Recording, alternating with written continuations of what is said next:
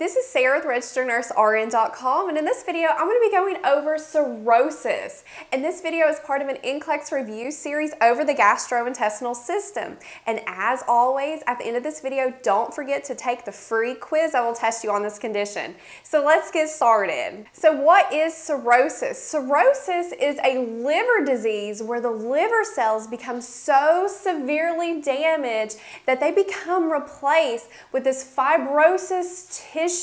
So your liver cells start to become scarred. So whenever you think of cirrhosis, think of scarring. You have major liver scarring, which is preventing these cells from doing their job in the liver. Now, what can cause cirrhosis? Well, a couple things.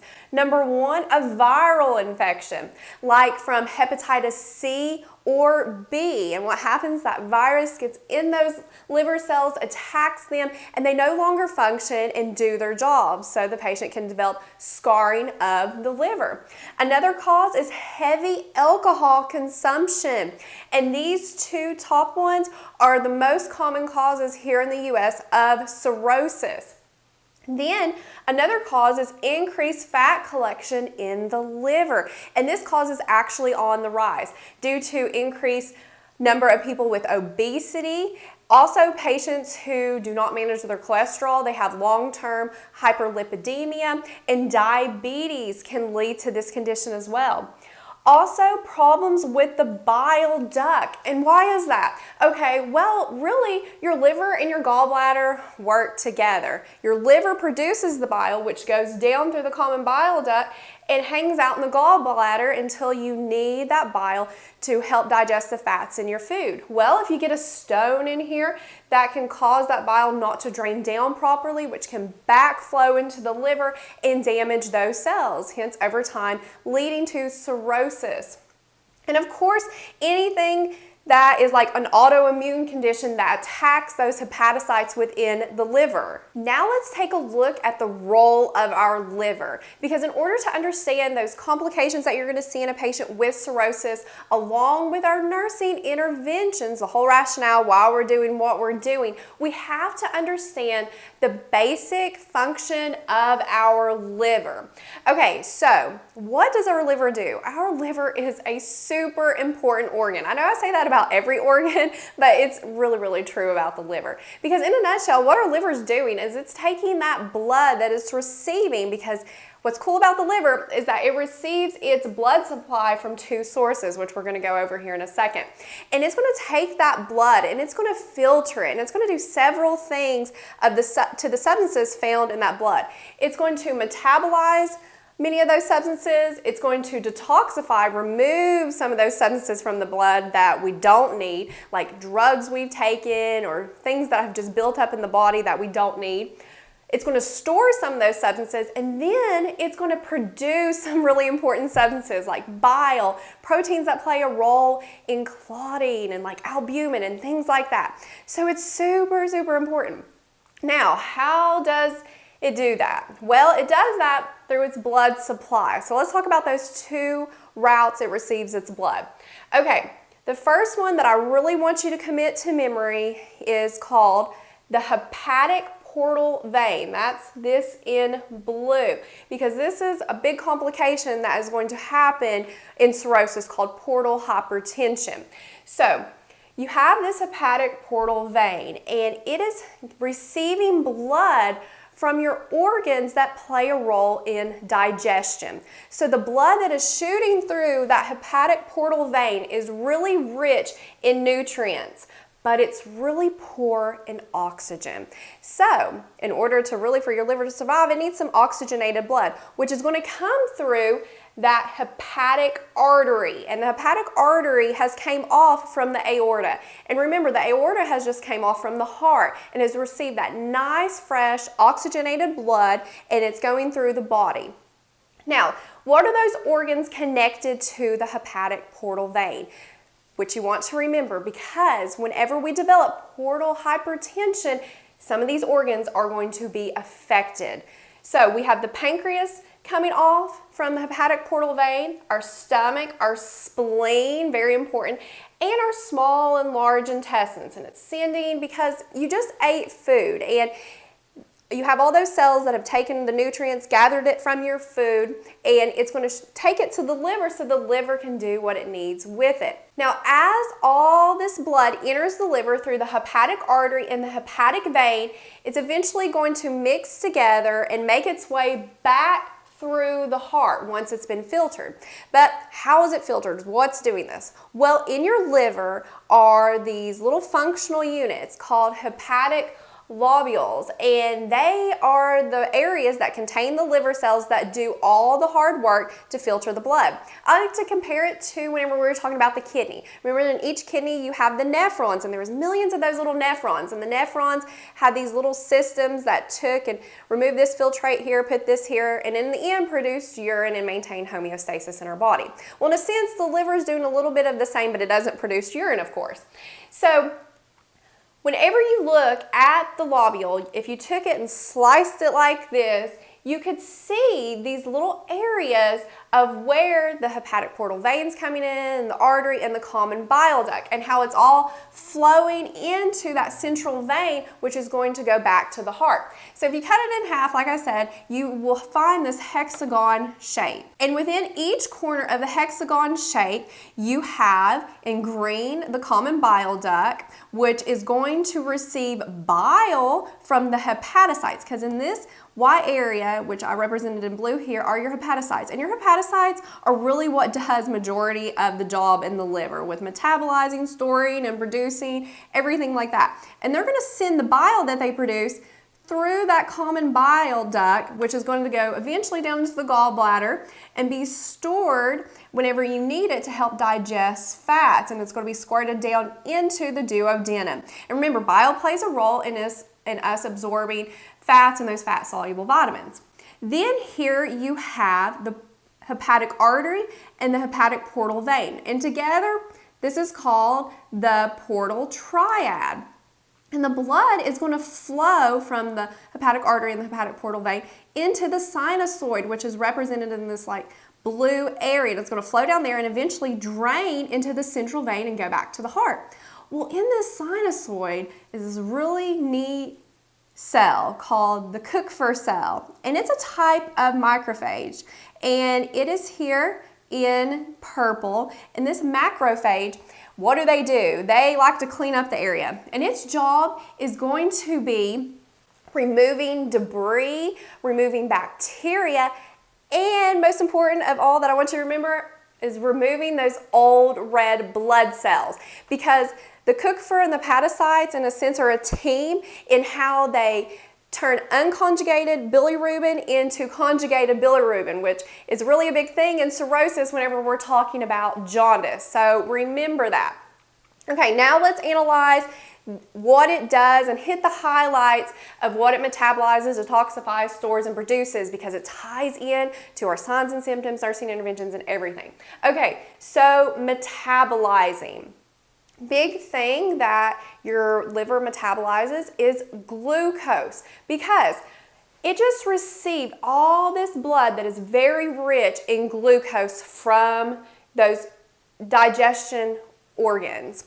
And what it's going to do is it's going to take those excessive amounts of glucose in the blood and it's going to synthesize it and store it as glycogen for later in case we need it. So think back to whenever a patient's liver isn't working in cirrhosis. What's going to happen? Well, the liver isn't going to take that extra glucose in the blood because those cells aren't working. What's going to happen to our blood sugars? We're going to have hyperglycemia, okay? So they're going to be struggling with that in really late stages of cirrhosis. Another thing that the liver does with this is it converts glycogen to glucose. So when a patient is sick or whatever, they need their blood sugar to go up, the liver is going to help play a role in turning that glycogen into glucose, which is going to in turn increase our blood sugar. But if the patient has cirrhosis, say they're sick, they're not eating, they're not going to have this ability to increase that blood sugar because this right here isn't happening. So they're also going to struggle with hypoglycemia.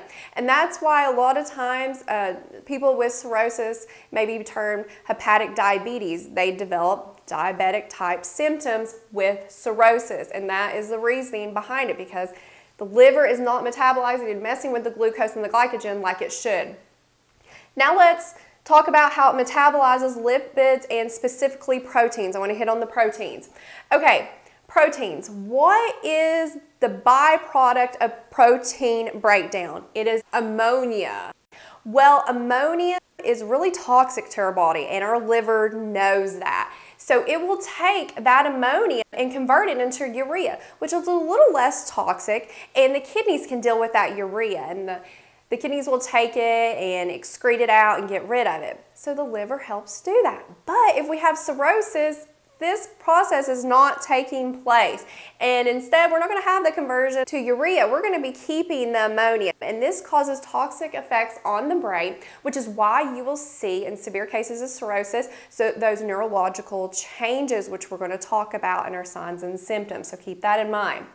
Now let's talk about storage. Liver is a great place for storage. It stores our vitamins like B12, vitamin A, C, E, D, and K. In a second, we're going to learn how those hepatocytes, which I talked about a little bit, produce bile. Well, bile plays a role in us absorbing fats and absorbing those fat-soluble vitamins. Well, if we're not producing enough bile to do the job, we're not going to be absorbing these fat-soluble vitamins, which is going to be very toxic for us because vitamin D, what does vitamin D do? It plays a role in allowing us to absorb calcium. If we can't absorb calcium, what happens to our bone health? It decreases. So patients with cirrhosis can experience bone fractures. Vitamin K, that plays a huge role in the whole clotting process. We don't have enough of that. We can't even absorb it because our bile is not there, and then we can't even store it for further use. So we're going to have issues with clotting, and here in a second you're going to see how the proteins that the liver produce play a role in clotting as well. Along with, the liver also stores our iron and of course the glycogen. Now the liver also plays a role in digestion, and we just learned that the hepatocytes make bile and what bile does. Well, in the bile is a substance called bilirubin. Now, how in the world did the bilirubin get in the bile? Well, remember those Kupffer cells we were talking about that are found in the hepatic lobule? Well, they removed old red blood cells, and they break down, lysis those red blood cells and break down that hemoglobin into groups, a heme and a globin group. Now, your hepatocytes will take the heme that was broken down from the hemoglobin and will metabolize it into iron and bilirubin. So what we're interested in is the bilirubin. So the bilirubin, after it's metabolized from the hepatocyte, will go down into that common bile duct, mix with the bile, and it will leave the body in the stool. So that's why the stool is brown, because bilirubin is like this yellowish brownish color, and it gives the stool its color. So that's why whenever you look at the stool in patients with jaundice, their stools are going to be clay color. They're not going to be that normal brown. Now, why is that? Let's talk about that. Okay, in cirrhosis, those hepatocytes are damaged. So they're not able to take this bilirubin like it should and put it into the bile. Instead, it's going to leak. And it's going to leak down into our blood system and go into the blood. And we shouldn't have all this bilirubin in our blood, which is why we can check bilirubin levels, and that can help in diagnosing liver disease.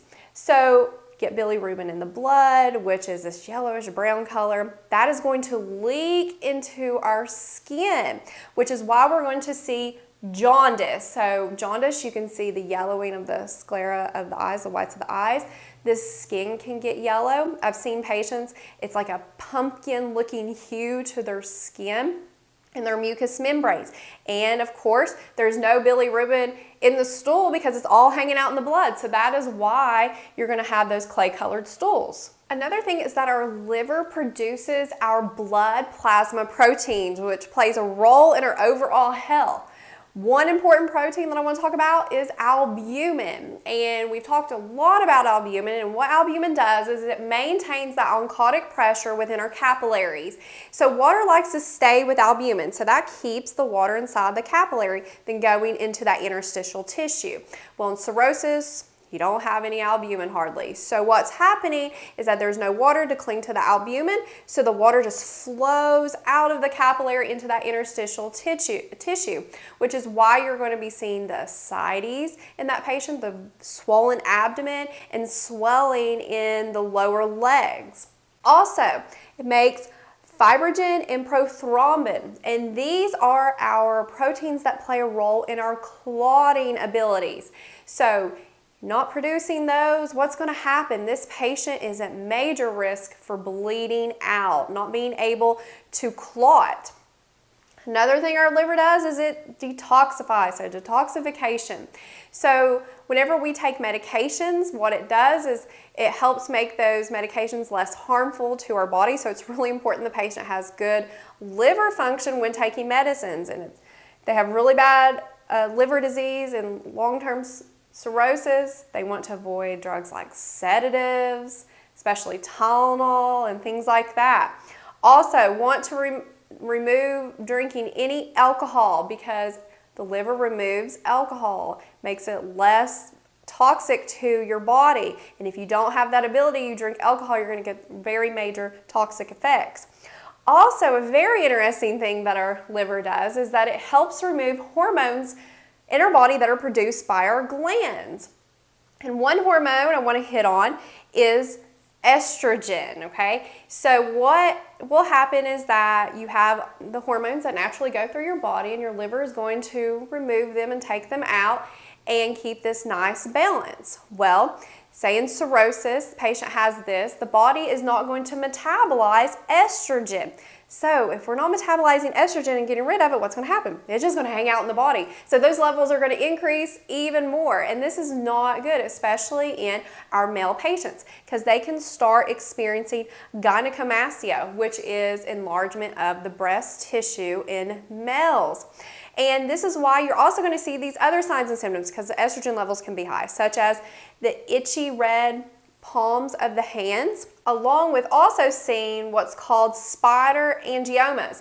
And this is these areas, hence why they're called a spider, that you will see on the skin. It looks like breaks in the skin. And you have the area in the center that's red, and it just branches out. And these can be on the chest and on the arms. And if you have a patient with cirrhosis, look at their skin, you may see that, and that's from those increased estrogen levels. Now let's look at the complications that can happen with cirrhosis. Okay, we just hit on the anatomy and the role of the liver. Okay, so what are some complications? Because remember, we have scarred tissue in the liver. Those cells are no longer working. It's being replaced with all this fibrosis tissue. So one thing that can happen is called portal hypertension. Now remember that hepatic portal vein, what happens is that it becomes narrowed due to all this scar tissue in the liver. So what's going to happen, you're going to have restriction of blood flow to the liver itself, and the pressure is going to increase in that hepatic portal vein to all those organs that were connected to the portal vein, and you're going to have some major problems, which is going to lead to all this other stuff. You can see an enlarged spleen in these patients with cirrhosis. Proper term is splenomegaly. Now, what does our spleen do? Let's think back to that. Our spleen normally stores our platelets and our white blood cells. Well, if you have all this increased pressure in this portal vein going to this spleen, what's going to happen? Nothing's going to really flow out of there. So those platelets and those white blood cells are going to get stuck in there. And what's going to happen to our platelet count? It's going to decrease. What's going to happen to our white blood cell count? It's going to decrease. So we're going to be at risk for bleeding out because we don't have platelets readily accessible to us, and our immune system is going to suffer because our white blood cells help us fight infection. Another thing these patients can develop is called esophageal varices, and they can also develop gastric varices, and this is where you get these engorged, dilated vessels. And what's happened is that increased pressure in that hepatic portal vein is just really enlarging these vessels, and over time they can become weak and they can rupture. And if this happens, this is an emergency. It's life-threatening, because Why is it life-threatening? Well, they're going to bleed out in this location, the esophagus or in the gastric area. Well, we don't have our clotting ability to clot. We have low platelets because of what's going on up here. We also have decreased vitamin K because we're not really absorbing it, and we're not storing it in our liver because our liver is not working, it's scarred. And we have decreased clotting factor, so it's a double whammy on these patients. And some more complications that can be seen are, of course, fluid volume overload. You can see swelling in the lower parts of the legs, at the ankles, and the feet, and in really severe cases in the abdomen, and we call this ascites. This is where the abdomen will be really swollen out and it's full of fluid. And with this, a patient is at a high risk for developing infection because think about it, the gut, normally it has all this bacteria, but it's okay if it stays there. But if we have all this fluid surrounding all that gut tissue with that bacteria, the patient's at risk for developing an infection. Plus, they probably already have a compromised immune system due to the low white blood cell count that we talked about with the whole splenomegaly. So they're at risk for that. And this is due to that venous congestion coming in from the hepatic portal vein because it's narrowed and it's increasing all that pressure, along with that low albumin level. The liver's not really producing this albumin, and albumin maintains our oncotic pressure so we don't have fluid just flowing out into that interstitial tissue. So that's why you're getting the swelling there.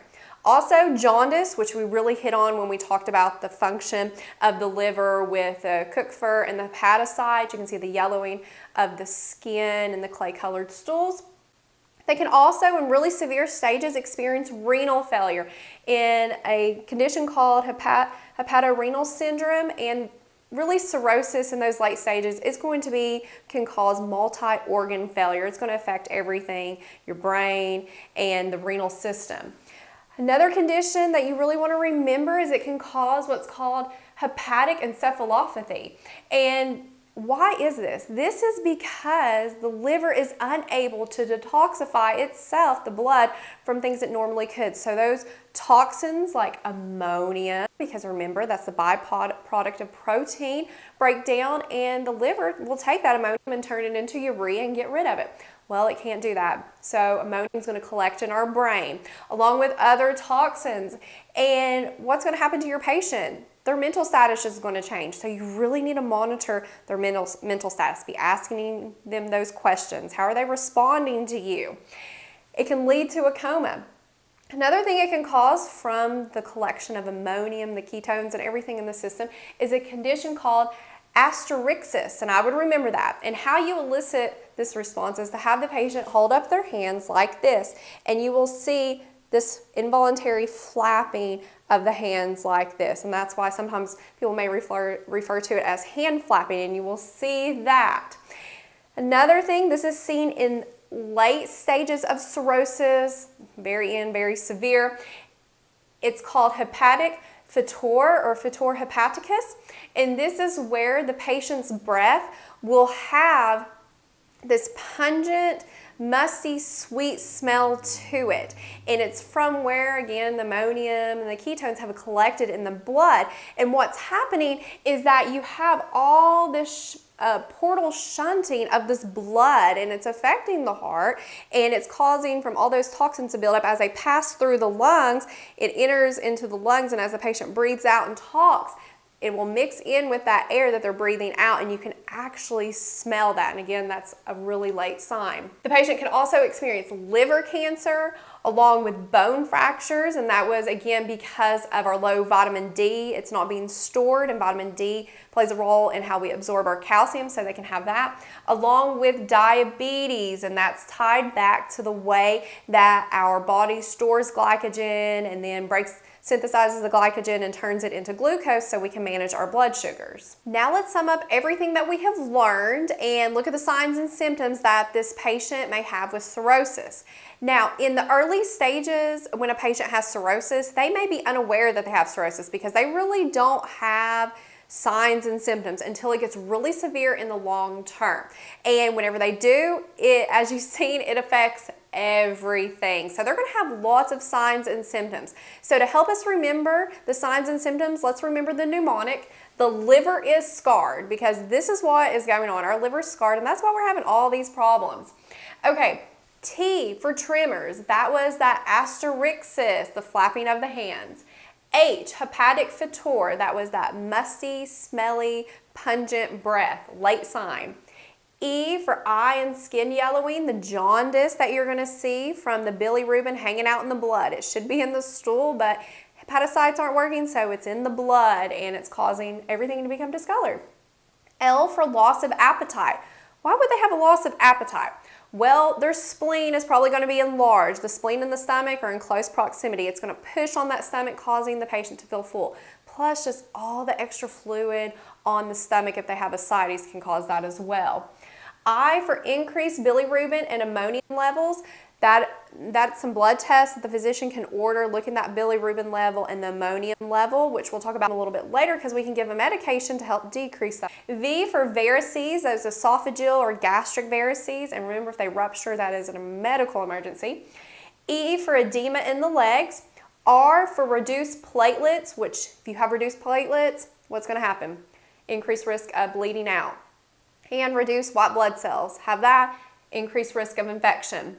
I for itchy skin, that's buildup of the toxins in the blood. S, spider angiomas, and that's from that increased estrogen.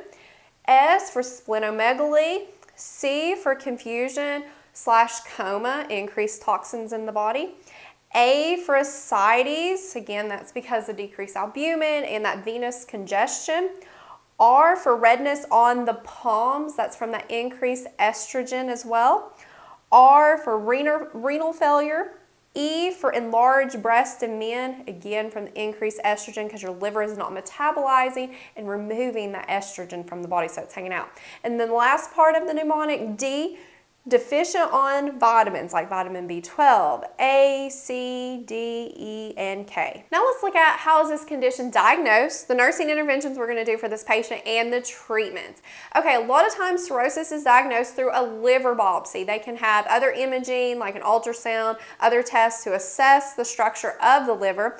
Also, the physician can order blood tests to look at things that can be tied in with cirrhosis, like those liver enzymes, specifically albumin. Look at the platelet levels, are they low? The PT-INR, the clotting levels, vitamin levels, the bilirubin, along with seeing does this patient have hepatitis B or C, because remember, that's one of the causes of this condition.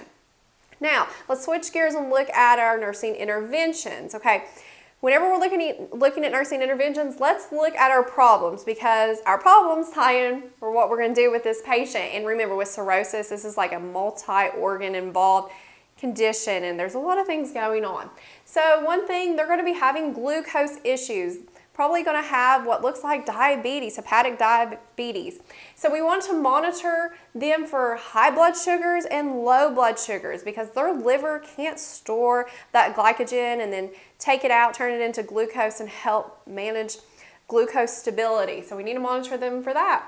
They're at risk for bleeding because they're not making those proteins that help with clotting. So we want to monitor their PT-INR. And from our standpoint, we want to limit invasive procedures like starting all those IVs. If we do have to start an IV or do anything that punctures the skin, hold pressure for at least 5 minutes or more, because they're at risk for bleeding out. With mouth care, the gums, want to use a soft toothbrush so we don't nick a gum and just keeps bleeding. And checking their stool for blood and looking at the skin. Do they have petechiae, which is where they're having bleeding underneath the skin? Also tying in with this, those varices. They can have esophageal or gastric type varices, and they're at risk for bleeding because these can rupture. So we want to make sure that they haven't ruptured. Look at those vital signs. Are they hypotensive, tachycardic? Are they throwing up blood? Are they have a lot of blood in their stool? We want to monitor for that, and we want to limit and educate them about activities to help decrease the risk of rupturing them. Well, If the patient has esophageal varices, they could cough. Excessive coughing can make one of those ruptures. Vomiting, consuming alcohol, or constipation, that increased pressure can pop one of those vessels open. Next, they are having toxin buildup. So from our standpoint, we want to monitor that mental status very closely. Are they deteriorating? Are they getting worse? Because more could be collecting in the brain. Checking their reflexes, checking them for that hand flapping, the ascites. Also, monitoring that ammonium level ordered on this patient. And if they do have a high ammonium level, a lot of times physicians order lactulose through a PO or an enema route. You're going to be assessing that jaundice. And because that's, remember, where that bilirubin is leaking into the blood. So they're going to have the yellowing of the sclera of the eyes, of the skin, and also their urine can be really dark colored from where it's leaking into the urine as well. So look at that. Now let's talk about diet, because it's important. If you have hepatic encephalopathy going on, where you do have this toxin buildup with cirrhosis, they need to have a low protein diet if they're confused, because remember, that ties back to what we were talking about. Protein byproduct, it goes into ammonium, the liver takes it, turns it into urea, so it's not as toxic, but that's not happening in this condition. So we want to limit the amount of protein they're eating if they are confused. But if they're not confused, they don't have hepatic encephalopathy, we want them to consume a high lean protein diet, because we need protein in this condition because our liver is not making our proteins. But they want to have a low sodium diet because we have all the extra fluid, and water and sodium love each other, so we want low sodium. Absolutely no alcohol or raw seafood like oysters. So educate your patient this, no seafood, because oysters, for instance, contains a bacteria that normally, if they had a strong immune system, it could fight it off, but their immune system isn't as strong and they can get sick, and plus the liver's not going to filter and detoxify itself from this bacteria in the seafood. So none of that. Fluid restriction and PO vitamins may be ordered for the physician because the patient is not storing these like they should. So that was our nutrition. Next, fluid volume overload. So with this, we want to perform strict eyes and nose, intake, output. What are they taking in? What are they putting out? Measuring the abdominal girth, especially if they have ascites. Is it increasing or is it decreasing? That can help us know, is our treatments working? And the edema in the legs. Daily weight, so important. They're weighed every day on the same scale in the same amount of clothes, so we can measure if they're retaining fluid, because that's one of the earliest signs we can see if a patient's retaining fluid or not. Turning every 2 hours, because that skin that's swollen is at risk for breakdown, and we don't want it to break down because they can get infection. And again, these patients are at risk for infection due to what's going on with them. And because they have ascites, all that swelling in the belly, you don't want to put them on their back lying down the supine position, because that's going to put a lot of pressure on the lungs and on the heart, cause difficulty breathing. And also be careful with these patients because they're going to have activity intolerance, moving around, so they're at risk for falls and safety issues. Now let's look at our treatments. Let's hit the highlights of that. How can this condition be treated? A liver transplant where they get a new liver. Also, shunting surgery, because remember, our hepatic portal vein is narrowed and it's shunting blood at a high pressure to other organs. They can go in there and shunt that elsewhere to alleviate that pressure. Also, diuretics for the swelling, or beta blockers or nitrates to help with all this congestion going on, help slow that heart rate down. Nitrates to relax those vessels. Also, maybe ordered are blood products like platelets, things like that, to help with the clotting factors, along with vitamin K administration for clotting. And another thing they can do, if they have ascites, a lot of fluid on the belly, they can go for a paracentesis.